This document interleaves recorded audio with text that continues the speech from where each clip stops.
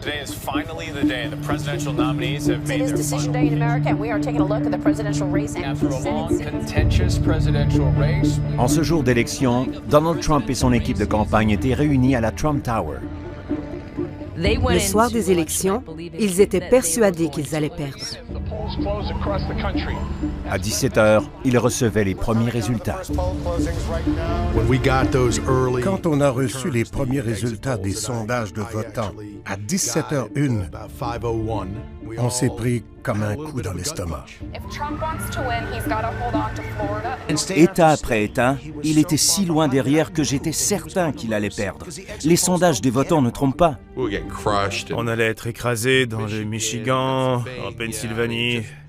Dès 18h, on a commencé à se dire « Oh mon Dieu ». Tout semblait confirmer ce que les médias et l'establishment politique disaient depuis des mois. Donald Trump n'avait jamais eu aucune chance. Tous les républicains les plus influents à qui j'avais parlé, hormis un, pensaient que Trump allait perdre. Mais lors du dépouillement des votes en Floride, c'est la surprise. And CNN projects Donald Trump will carry the state of Florida. With its 29 electoral votes, Donald Trump... Et la Floride n'était que le début. There's a big old call to make right now. Donald Trump has won the state of Wisconsin, and there goes her blue wall. Plus tard, au cours de la soirée électorale, un de ses principaux représentants m'a envoyé un courriel me disant « Peux-tu écrire Président Trump ?» Fox News has called Pennsylvania for Donald Trump. Le directeur des communications a dit « La Associated Press vient d'annoncer la victoire. » J'ai dit « Quelle victoire ?» Il m'a dit « de la présidentielle. » This means that Donald Trump will be the 45th president of the United States. The most unreal, surreal election we have ever seen. Le fils de Chris Christie m'a dit « Kellyanne, ton téléphone sonne. » C'était Huma Abedin. Elle m'a dit « La secrétaire d'État Clinton aimerait parler à M. Trump s'il est disponible. » J'ai dit « Il l'est. » Monsieur, la secrétaire d'État Clinton. Elle avait été première dame, sénatrice et secrétaire d'État. Et elle concédait la victoire à un entrepreneur vedette de télé-réalité, novice en politique. L'appel a duré 1 minute. In an electoral college victory that virtually no one saw coming a year ago, a few months ago, even a month ago, even yesterday. C'était un moment incroyable. C'était l'euphorie. Nous avions gagné une élection, alors que tout le monde nous donnait perdant.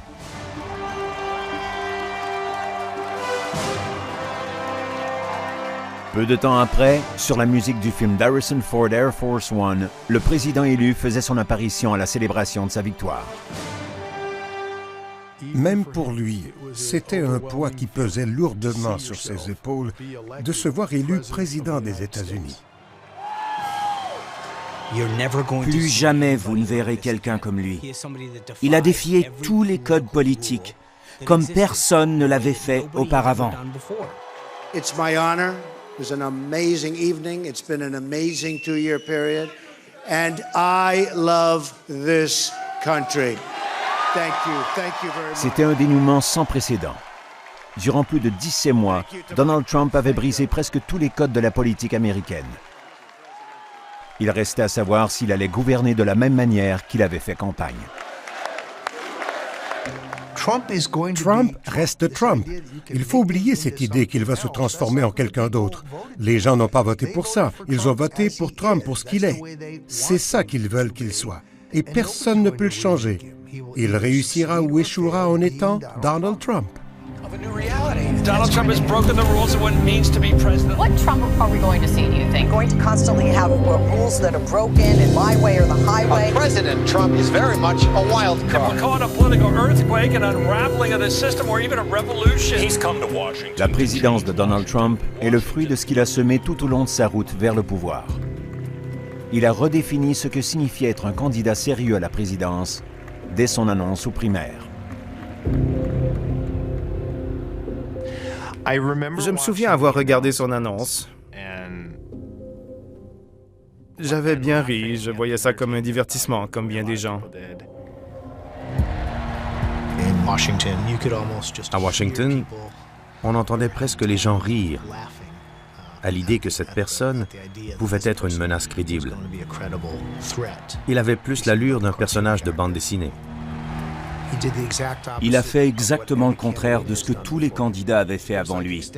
Il faisait un doigt d'honneur à l'establishment politique. Et en adoptant cette position dès le début, les gens ont compris qu'il était très différent. J'ai rédigé ce qui devait être son discours d'annonce. Il devait durer 7 minutes et 43 secondes.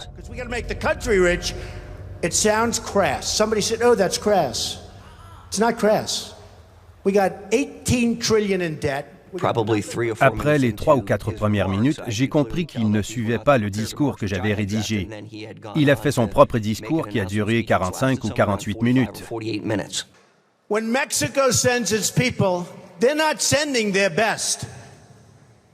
They're bringing drugs, they're bringing crime, they're rapists, and some I assume are good people. Lorsqu'il a fait ses commentaires sur les Mexicains, tout le monde s'est dit « C'est foutu, il vient de signer son arrêt de mort ». Tout le monde s'est dit que c'était fini pour lui. En coulisses, la campagne de Trump était aussi peu conventionnelle que l'annonce de sa candidature. La machine de campagne de Donald Trump comprenait une équipe réduite et Donald Trump fonctionnait à l'instinct. Il faisait fi de tout ce qui se faisait normalement.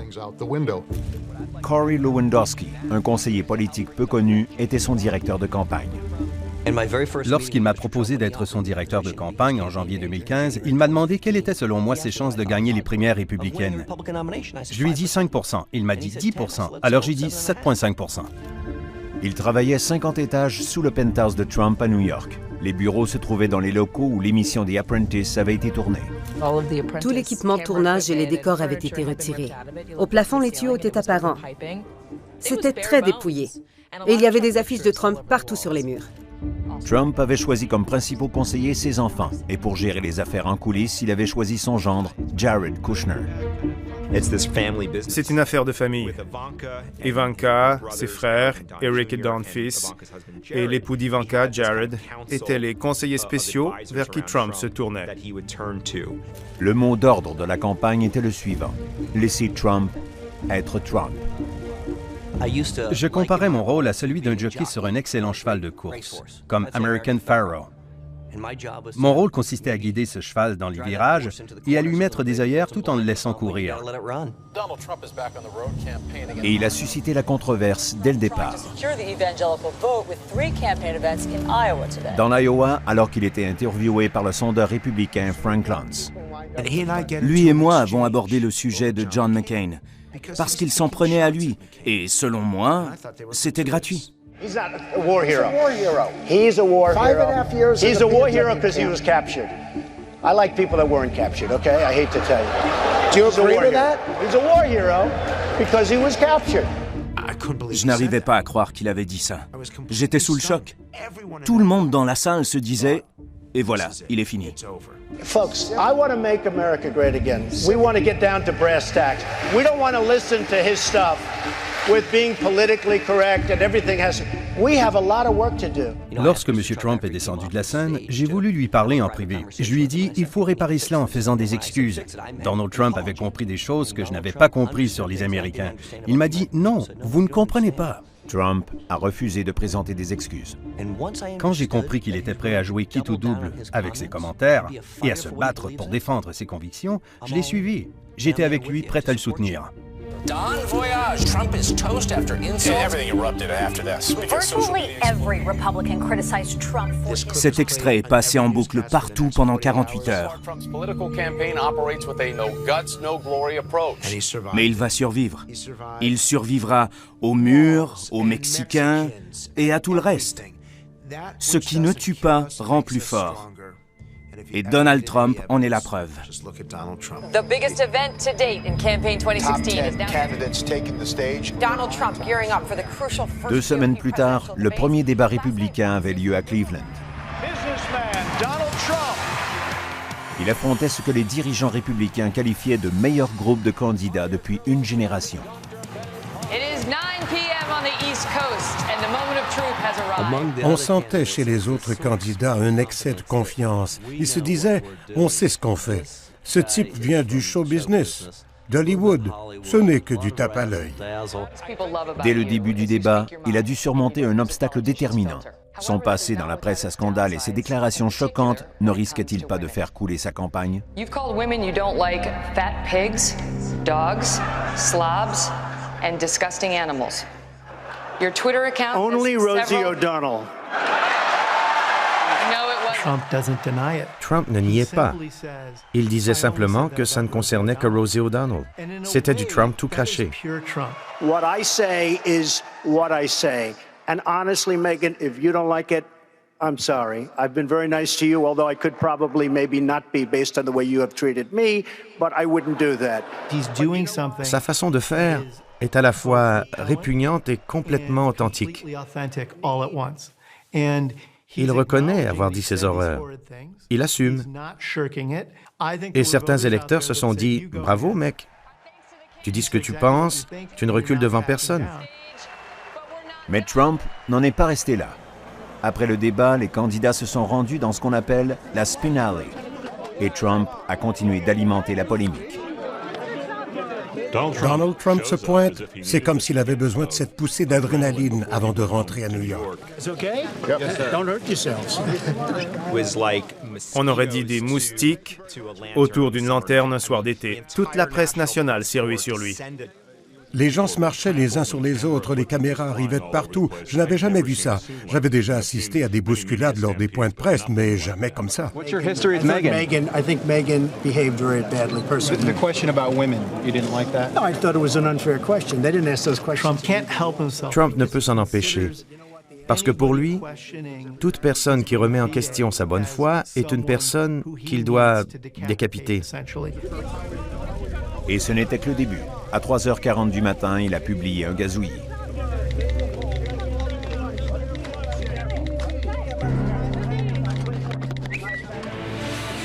Et lors d'une interview avec CNN, il est allé encore plus loin.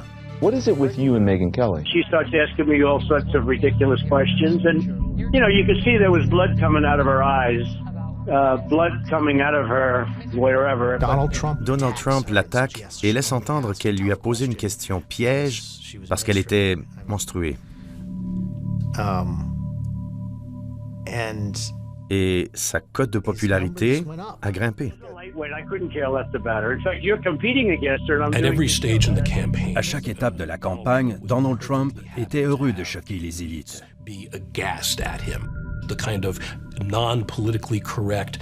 Il affichait cette personnalité combattante, féroce, tranchante et politiquement incorrecte dans le débat et lors de ses affrontements avec Megyn Kelly et d'autres.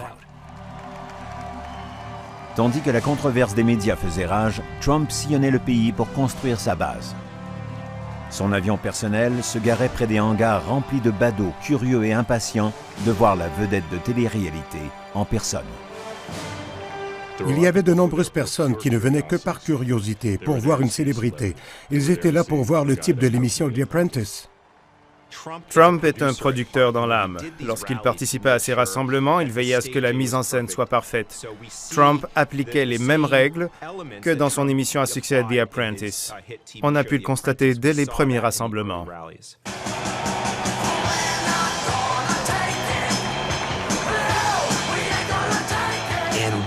Dès que la musique a retenti et que Trump est monté sur scène, j'ai senti un frisson. C'est à ce moment que je me suis dit « Merde, tout ça est bien réel ». C'était presque pavlovien. Il montait sur scène et la foule rugissait. Je n'avais encore jamais rien vu de tel. Trump les tenait dans le creux de sa main. Il galvanisait la foule, et la foule le lui rendait. Toutes ces personnes au rassemblement lui transmettaient énormément d'énergie. C'était une relation de symbiose. Ils se stimulaient mutuellement. La foule le nourrissait et il nourrissait la foule. Pour Donald, la confiance joue un grand rôle dans ce jeu. C'était la clé de tous ces rassemblements. Le but ne consistait pas seulement à convaincre les gens de voter pour lui, il fallait aussi enflammer Donald Trump. Il se nourrit de son public, comme peu de politiciens le font. Il avait besoin de recevoir l'énergie de leur approbation et ça fonctionnait. And you know, look at all those live television feeds. It's always tough. Every time I speak, they put me on live television, so I have to make different speeches. These guys go around, they make the same speech hundreds and hundreds and hundreds of times. Nobody cares. It's true. Il regardait vers les caméras et dès qu'il voyait la lumière rouge, ça signifiait qu'il était en direct sur CNN, sur la Fox ou bien d'autres chaînes. Il disait que dans ces rassemblements, il était prêt à tout pour rester à l'antenne. Now, if you like the media, give them a big hand, and if you don't, give them a big boo. Plutôt que de se fier aux sondages, I had a feeling. Trump observait les réactions de la foule. Au début, ses discours étaient un peu décousus. Mais au fil du temps, il a commencé à affiner ses discours, car il voyait ce qui fonctionnait avec la foule.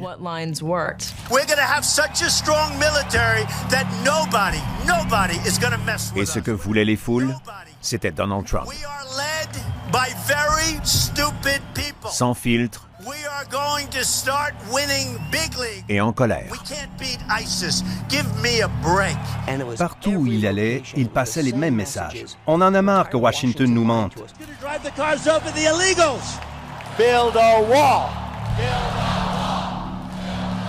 Les Américains sont en colère. Ils ont raison de l'être. Ils voient en Donald Trump un homme qui veut se battre pour eux. Il les appelait les oubliés et s'adressait directement à leur peur et à leur colère envers Washington au sujet des accords commerciaux, de l'immigration. Les gens dans ce pays ont peur des immigrants clandestins. Les gens dans ce pays ont peur de la violence gratuite. Ils ont peur que les emplois partent à l'étranger. Les peurs des Américains sont nombreuses et Donald Trump était le seul politicien qui abordait ces préoccupations et ces craintes. Pour ses critiques, il incite à la peur. Mais pour ses partisans, il ne dit que la vérité. Donald Trump is the projected winner of the New Hampshire. His front-runner status in a crowded field. He's pulling ahead in virtually every Super Tuesday state. État après État. We love Nevada. We love Nevada. Thank you. Trump prouvait qu'il pouvait se servir de sa base d'électeurs de la classe ouvrière pour gagner. Ce sont principalement des Blancs. Ils n'aiment pas le politiquement correct. Ils ont le sentiment de ne pas pouvoir dire ce qu'ils pensent chez eux ou au travail, alors ils veulent du changement. Il y a Trump qui arrive et qui leur dit exactement ce qu'ils veulent entendre. This makes back-to-back victories for Donald Trump, dominating his third consecutive. Donald Trump is a professional political wrecking ball. Ses adversaires ont fini par le prendre au sérieux. À ce moment-là, l'establishment s'est brusquement réveillé et a dit il faut faire quelque chose, il faut s'attaquer à lui, on ne peut plus l'ignorer. He's a race-baiting, xenophobic, religious bigot. And you know how you make America great again? Tell Donald Trump to go to hell. L'establishment avait peur de lui pour plusieurs raisons. Parce qu'il n'en faisait pas partie, parce qu'il ne respectait pas leurs règles et parce qu'il pensait qu'il était une réelle menace pour le Parti républicain, pour le conservatisme et s'il se rendait jusque-là, pour la nation. Guys, we have a con artist as the front runner in the Republican Party. A guy who has made a career out of telling people lies. Il était un choc pour l'establishment républicain. Ils ont fait tout leur possible pour lui barrer la route. Donald Trump is a phony, a fraud. His promises are as worthless as a degree from Trump University. He's playing the members of the American public for suckers. À chaque fois que l'establishment s'attaquait à Trump, ça ne faisait qu'alimenter le message de Trump, voulant qu'il était tellement anti-establishment qu'il ferait tout pour l'éliminer. This man is a pathological liar. He lies practically every word that comes out of his mouth. Tonight, live from the Peace Center in Greenville, South Carolina. Lors d'un débat, Trump a riposté. The single biggest liar. You probably are worse than Jeb Bush. You are the single biggest liar. One by one. Les uns après les autres, ses rivaux l'assaillent et lui, il s'en débarrasse. he would take his pants off and moon everybody. Tosses a barb in their direction. Il les attaque, les diminue personnellement. And then he tells me, "Oh, my language was a little bit rough." Il salit leur parcours. This little guy has lied so much. Donald Trump avait cette capacité à prendre un micro et à piétiner les gens. C'était divertissant. C'était différent. He hit my hands. Nobody has ever hit my hands. I've never heard of this one. Look at those hands. Are they small hands? And he referred to my hands. If they're small, something else must be small. I guarantee you there's no problem. I guarantee it. Les prestations politiques de Donald Trump étaient sans pitié. Il n'avait rien à perdre et il ne devait rien au Parti républicain. Il ne se présentait pas comme un membre du parti qui tentait d'obtenir la nomination, il n'était là que pour Trump. Ça changeait tout. Un par un, les adversaires de Trump ont commencé à tomber. Mais durant la campagne électorale, des incidents de plus en plus inquiétants se produisaient dans certains rassemblements.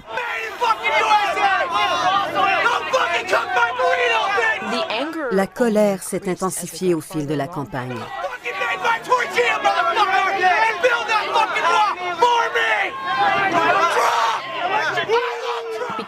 Et c'est devenu tout à fait acceptable. C'était acceptable de porter dans un rassemblement de Trump un T-shirt sur lequel était inscrit « Hillary Clinton est une salope ». Et certaines personnes dans la foule avaient des intentions plus effrayantes. La campagne est constamment perturbée par un petit nombre de fervents suprémacistes blancs, de membres du Ku Klux Klan et de néo-nazis. Certains venaient en affichant le drapeau confédéré sur leur T-shirt. Ils ne sont pas très nombreux, mais ils s'expriment haut et fort. Ils se rallient à Trump. Trump refusait de tracer une ligne entre lui et ses partis extrêmes de l'électorat quand il pouvait le faire.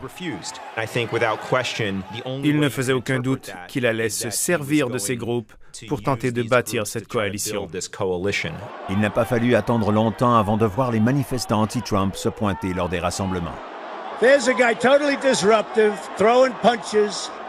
I love the old days. You know what they used to do to guys like that when they were in a place like this? They'd be carried out on a stretcher, folks. Like to punch him in the face, I'll tell you.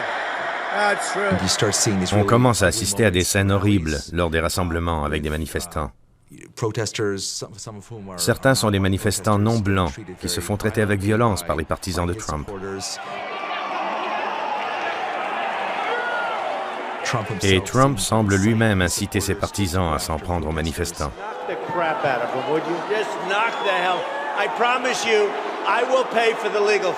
Trump ne s'en prenait pas seulement aux manifestants. Il était aussi en colère contre les médias. Suite à un de ses reportages, Katie Tur de la NBC est devenue une de ses cibles régulières. Il m'a pointé du doigt lors d'un rassemblement. « Regardez la petite Cathy, elle est là. » Je n'en revenais pas. What a lie it was. No, what a lie. Katie Tur. What a lie it was from NBC to have written that. It was a total lie. On était encerclés de personnes déchaînées et en colère. Third-rate reporter. Remember that. Third-rate. Third-rate. Ils sont galvanisés par Donald Trump. Je le comparais à une bête déchaînée qui rugissait dans la foule. Et toute la foule s'est tournée vers moi et m'a hué.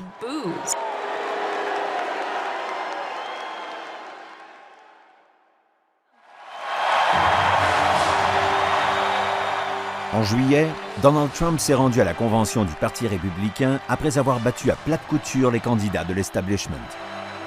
Soyons honnêtes, il était plus fort que le Parti républicain. Son investiture était en fait une prise de contrôle hostile du Parti républicain. Le Parti républicain n'est qu'un moyen de mettre son nom sur les bulletins de vote, mais sa portée avait toujours été plus grande que celle du Parti républicain. Il avait remporté la nomination d'un Parti républicain divisé. Il voulait maintenant voir s'il pouvait utiliser la même stratégie pour remporter la présidence d'un pays divisé. Our convention occurs at a moment of crisis for our nation. The attacks on our police and the terrorism of our cities threaten our very way of life. Mais le principal message était de leur dire « Vous avez été négligés et abusés par le pouvoir, que ce soit les hommes politiques, les médias, le monde académique ou bien Hollywood. Tous ces gens conspirent contre vous, les Américains de la classe moyenne aux valeurs justes. » I have joined the political arena so that the powerful can no longer beat up on people who cannot defend themselves.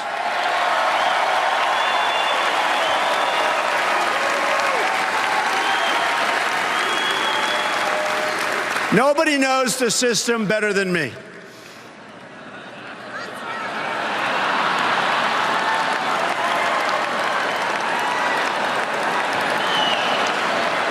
Which is why I alone can fix it.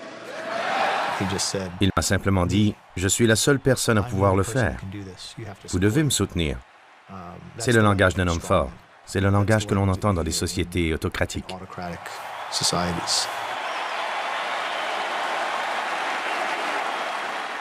Au moins 5 journalistes m'ont contacté pour me dire « N'avez-vous pas trouvé le discours de Trump trop sombre ?» Et je leur ai répondu « Non, je crois que le pays connaît de graves difficultés. Les temps sont très difficiles. Tergiverser et prétendre que tout va pour le mieux est une erreur. Nous avons besoin d'un homme fort. »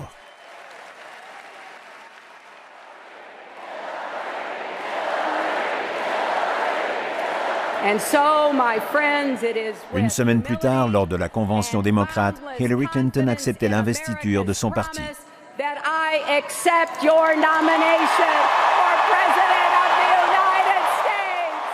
La stratégie de Clinton consistait à s'inspirer de l'héritage d'Obama et à parier gros sur la diversité.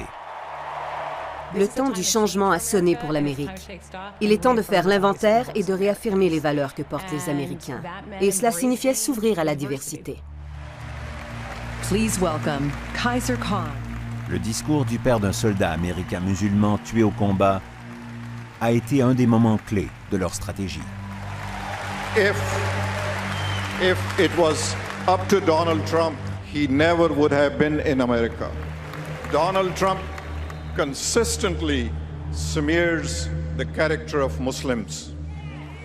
He disrespects other minorities, women, judges, even his own party leadership. Personne ou très peu de gens parmi ceux qui avaient organisé la convention avaient imaginé l'ampleur que prendrait ce moment. Donald Trump, have you even read the United States Constitution? I will gladly lend you my copy. Alors qu'il regardait le discours de Khan, Trump y a vu une occasion de passer à l'attaque.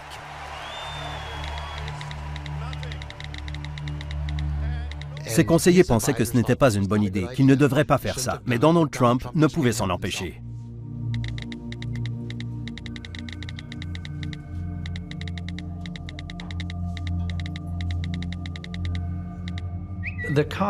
L'épisode de Khan illustre la faille majeure de Donald. Il ne peut rien laisser passer et il refuse de dire qu'il perd une bataille tant qu'il ne l'a pas définitivement perdue. Il s'en est pris à l'épouse de Khan, Ghazala. If you look at his wife, she was standing there. She had nothing to say. Maybe she wasn't allowed to have anything to say. You tell me, but plenty of people have written that. Les groupes de vétérans étaient outrés. Alors que la popularité de Trump chutait, les dirigeants républicains prenaient encore plus leur distance. Ses conseillers étaient horrifiés. C'était un suicide politique. Il disait à Trump, « Tu viens d'attaquer une famille Gold Star. » Et il a répondu, « C'est quoi? » Pour Trump, c'était une attaque personnelle et c'était son droit de contre-attaquer.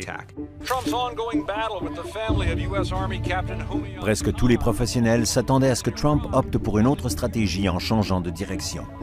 Tout le monde a toujours voulu modeler Trump à l'image de leur vision du candidat idéal, du président idéal. Et s'il y a bien une chose qui ne changerait jamais chez M. Trump, c'est qu'il resterait fidèle à lui-même, peu importe ce que ça impliquait. S'il remportait cette campagne, ce serait à ses propres conditions. À peine 80 jours avant l'élection, Trump a bousculé sa campagne en recrutant Steve Bannon, le directeur du site d'ultra-droite Breitbart. Bannon est un lanceur de bombes. Bannon se joint à la campagne parce que Bannon connaît parfaitement les médias alternatifs. Parce qu'il est en quelque sorte un aventurier et un révolutionnaire. C'est un type capable de sortir des sentiers battus. C'était un signe que Trump jouait quitte ou double. Steve Bannon a été très clair au cours de sa carrière récente. Son objectif est de faire exploser l'establishment, de torpiller le gouvernement tel qu'on le connaît, de détruire le Parti républicain tel qu'il est constitué. C'est un perturbateur à tous les niveaux. Et il a fait un autre choix peu conventionnel en choisissant comme nouvelle directrice de campagne la sondeuse Kellyanne Conway. Et elle avait de mauvaises nouvelles pour Trump. Ce jour-là, je lui ai dit, que se passe-t-il?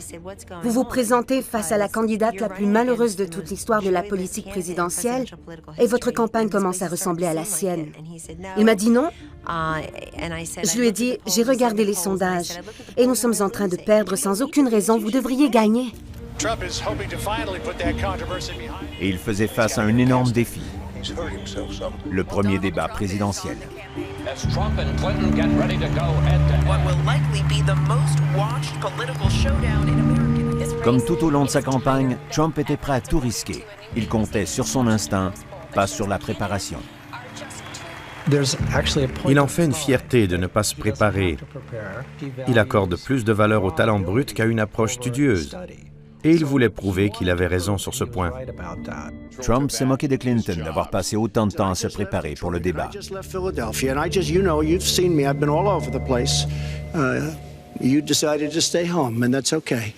Il était incontestablement le candidat le plus mal préparé de toute l'histoire de la politique américaine quand il a affronté Hillary Clinton lors de ce premier débat, et ça s'est vu. I think Donald just criticized me for preparing for this debate. And yes, I did. And you know what else I prepared for? I prepared to be president. And I think that's a good thing. Elle savait comment le provoquer. Elle s'y était exercée. Elle l'avait étudié. Donald thinks that climate change is a hoax perpetrated by the Chinese. I think it's real. I did not. Science is real. I do not say that. And I think it's important that Son équipe savait sur quel bouton appuyer. Et elle a appuyé sur chacun d'eux, les uns après les autres. You call yourself the king of debt. You talk about leverage. You even at one time suggested that you would try to negotiate down the national debt of the United States. Et il a perdu le contrôle du débat. Hey, there's nothing crazy about not letting our companies bring their money back into their country. This is Secretary Clinton's 2 minutes, please. I have a feeling that by the end of this evening, I'm going to be blamed for everything that's ever happened. Why not? Why not? Yeah, why not? Hillary Clinton savait comment faire sortir Trump de ses gonds et aussi soulever les sujets qui mettaient de l'huile sur le feu. One of the worst things he said was about a woman in a beauty contest, and he called this woman Miss Piggy. Then he called her Miss Housekeeping because she was Latina. Donald, she has a name. Where did you find her this? name Where is did you find Alicia this? Machado. Where did you find and this? she has become a U.S. citizen, and you can bet she's going to vote this November. Okay, good. Trump persistait à penser qu'il avait gagné. Il avait été écrasé lors du premier débat. Peu importe ses déclarations, il avait été battu à plate couture. Notre groupe de réflexion l'avait trouvé lamentable. I moved on her, and I failed. I'll admit it. Whoa. I did try and fuck her. She was married. It's huge news, Sarah. No, Nancy. No, this was... I moved on her like a bitch, but I couldn't get there, and she was married. Seulement 2 jours avant le second débat, une vidéo de l'émission télévisée Access Hollywood a fait surface. You know, I'm automatically attracted to beautiful. I just start kissing them. It's like a magnet. Il y avait toutes ces histoires sur Donald Trump qui attaque les femmes, qui tripote les femmes, qui tient des propos vulgaires sur les femmes. Mais le moment critique est celui capté sur vidéo. When you're a star, they let you do it. You can do anything. Whatever you want. Grab him by the pussy. You can do anything. C'est un type qui fait des blagues grossières et dégoûtantes, et ça fait bondir le père, le frère et le mari en vous. C'est indéfendable. The Trump camp has swiftly launched into disaster mode. Big development in this campaign as it comes. Juste après la sortie de la bande-son, du côté de l'équipe de Trump, c'était le silence radio de tout le monde. C'était la surprise d'octobre. Il avait cette capacité à anéantir une campagne. Lors de discussions internes, certains disaient « tu dois vite t'excuser » et d'autres lui disaient « tu dois jouer quitte ou double ». Donald Trump's campaign, its worst crisis ever. On nous disait « il va venir à la télévision, il va dire quelque chose, il va s'excuser ».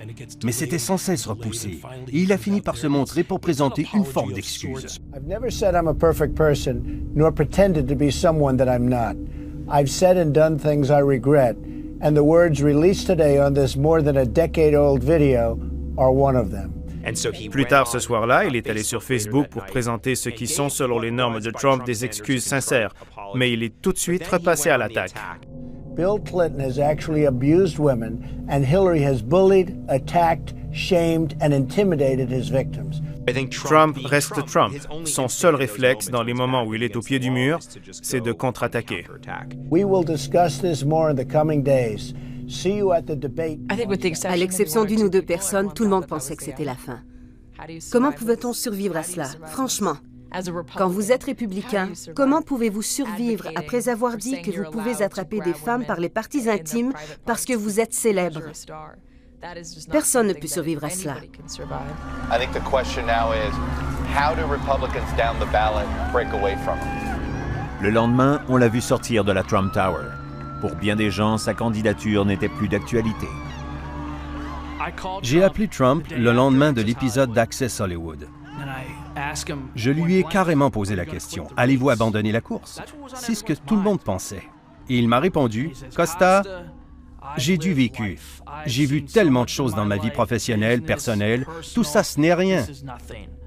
J'ai survécu à tout et je survivrai aussi à ça. » Je lui ai de nouveau posé la question et il m'a répondu, « Il est hors de question que j'abandonne, hors de question. J'irai jusqu'au bout. »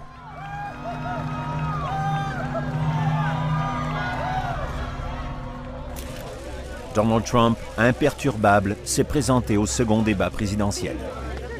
Il est arrivé, imperméable à ses opposants et à ses critiques qui essayaient de l'écarter de la course. Trump a réservé une surprise juste avant que le débat commence. Personne de la presse n'était au courant. Une conférence de presse avait été organisée avec des femmes qui accusaient Bill Clinton d'agression.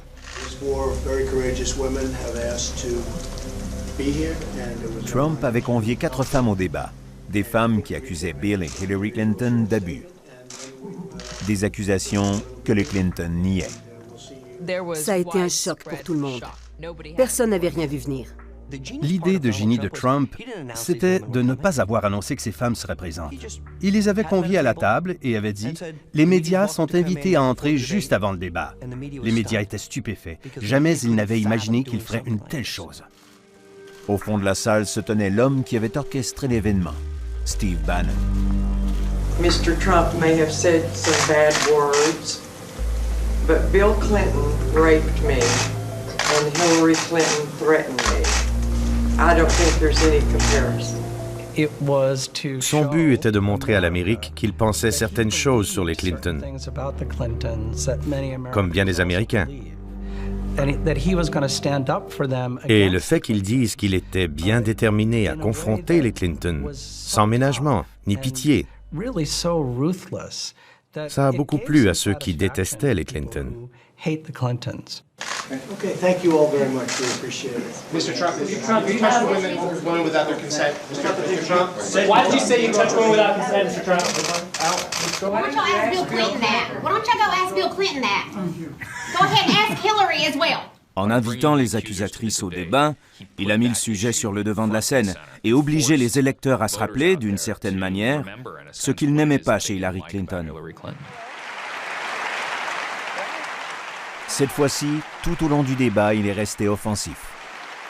We have a divided nation because people like her, and believe me, she has tremendous hate in her heart. She's got tremendous hatred. And this country cannot take another 4 years of Barack Obama, and that's what you're getting with her. Je crois que dans cette campagne, il n'y avait jamais eu de divergence aussi importante sur l'interprétation entre les politiques et les membres de l'armée grandissante des partisans de Trump. When you talk about apology, I think the one that you should really be apologizing for, and the thing that you should be apologizing for, are the 33,000 emails that you deleted and that you acid washed. Hillary Clinton est clairement plus tempérée et concentrée que Trump. Lui est un véritable électron libre, à tel point qu'il l'a fait paraître trop conventionnel. Allow her to respond, please. Personal emails, not official. 33,000? Not well. We turned over 35,000, so it was. What about the other 15,000? Please allow her to respond. She didn't talk while you talked. Yes, that's true. I didn't. Because you I have didn't nothing in to the say. first debate, and I'm going to try not to. On s'est moqué de lui durant le débat et après, sur la façon dont il semblait vouloir l'intimider. Il a été ridiculisé parce qu'il a dit qu'il allait l'envoyer en prison. I am going to instruct my Attorney General to get a special prosecutor to look into your situation, because there has never been so many lies, so much deception. There has never been anything like it. Il l'a regardé droit dans les yeux et lui a dit « Il devrait y avoir une commission pour enquêter sur les crimes que vous avez commis. » Et à ma grande surprise, mon groupe de réflexion était de cet avis. Même ceux qui soutenaient Hillary Clinton voulaient voir ses candidats rendre des comptes. We have to move on. Secretary Clinton, you can respond, and then we got to move on. We want to give the audience.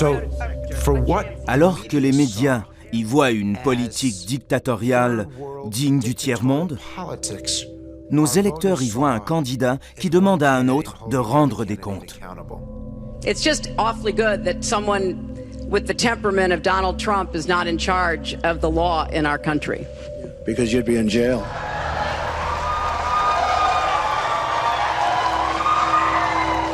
We want to remind the audience to please not talk out loud. Please do not applaud. You're just wasting time. When I speak, I go out and speak. The people of this country are furious. Il parlait le langage des Américains. Il demandait des comptes à Hillary Clinton. Vous ne le voyez pas comme ça si vous habitiez à New York ou à Los Angeles.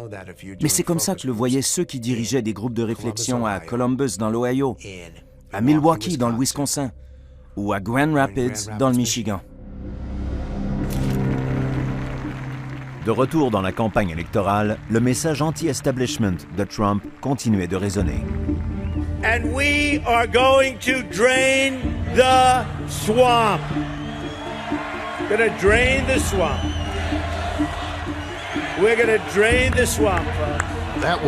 C'est comme cela que Trump a lancé sa campagne, Drain that swamp. en disant des choses qui étaient l'anathème de l'establishment, mais qui résonnaient auprès de la base de soutien qu'il avait pu réunir.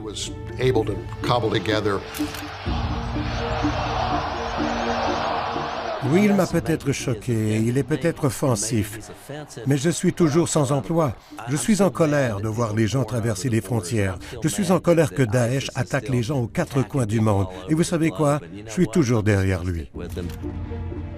Le temps passait et les chances de Trump de gagner semblaient toujours aussi faibles. Mais la course va être bousculée par une source inattendue, WikiLeaks. Breaking news here. WikiLeaks is about to release, quote, significant material tied to Hillary Clinton. The campaign is doing damage control tonight after WikiLeaks released more of Clinton's Des dizaines de milliers de courriels personnels du directeur de campagne de Clinton, John Podesta, ont été divulgués. Il en sortait tous les jours. C'était une intrusion constante dans notre campagne. Flood of emails suggest that in private, her advisors like to tee off on everyone, from Catholics to Latinos and Southerners. Jour après jour, les histoires faisaient surface. C'était extrêmement préjudiciable parce que chaque jour, de mauvaises histoires faisaient surface. Elles étaient parfaitement programmées. Robbie Mook lashed out, writing, quote, "Wow, what a terrorist." Cela ne faisait qu'alimenter l'angoisse. Vous ne saviez jamais ce qui allait sortir d'un jour à l'autre, ni à quoi vous alliez devoir faire face. Les premiers courriels ont commencé à être divulgués moins d'une heure après la vidéo d'Access Hollywood. L'enregistrement d'Access Hollywood a fait grimper la popularité de Clinton. Mais après avoir été diffusé 400 fois sur les ondes, l'effet est retombé. Par contre, Les courriels de Podesta qui continuaient de sortir à chaque cycle de nouvelles, c'était sans fin. Les services secrets pensaient que les fuites de certains reportages des médias étaient orchestrées par la Russie, mais ça ne semblait pas déranger Trump. WikiLeaks is amazing. The stuff that's coming out. It shows she's a real liar. This WikiLeaks stuff is unbelievable. It tells you the inner heart. You got to read it. WikiLeaks, I love WikiLeaks. Après les élections, les services secrets sont allés plus loin et en sont arrivés à la conclusion que les fuites faisaient partie d'une grande campagne commanditée par le président russe Vladimir Poutine dans le but d'aider l'élection de Donald Trump. C'était à la fois une guerre dans le cyberespace et une guerre de l'information. Les médias, y compris le New York Times, sont devenus les serviteurs du processus parce que ces courriels ne pouvaient pas ne pas faire les nouvelles. Des informations étaient dévoilées et on ne pouvait pas ignorer et ne rien écrire sur le sujet. Mais en écrivant sur le sujet, vous faisiez le travail que Vladimir Poutine espérait.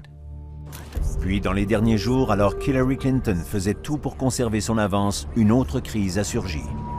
Un journaliste du Los Angeles Times a approché notre attaché de presse, Nick Merrill, et lui a demandé « Avez-vous entendu parler d'une éventuelle réouverture de l'enquête par le FBI ?» Je me suis dit que ce n'était pas possible, que ça devait être une erreur. Il devait être question d'une autre affaire. Le directeur du FBI, James Comey, rouvrait l'enquête sur le serveur personnel de Clinton. Je me suis pris comme un coup dans le ventre. Je craignais que cela change complètement la donne, voire que ce soit une mise à mort. Mock et Palmieri en ont informé Clinton. Je suis allée la voir et je lui ai dit « J'ai des informations ». Elle m'a dit « Quelles informations ?» Je lui ai dit « J'ai de mauvaises nouvelles ».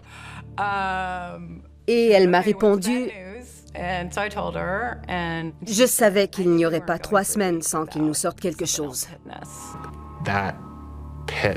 C'est comme si je m'étais pris un coup.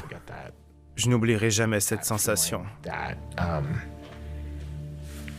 On venait de se prendre un coup de massue et ça sortait de nulle part. Donald Trump a tout de suite sauté sur la nouvelle. I need to open with a very critical breaking news announcement.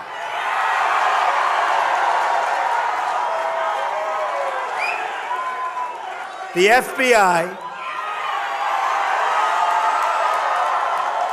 has just sent a letter to Congress informing them that they have discovered new emails pertaining to the former Secretary of State Hillary Clinton's investigation.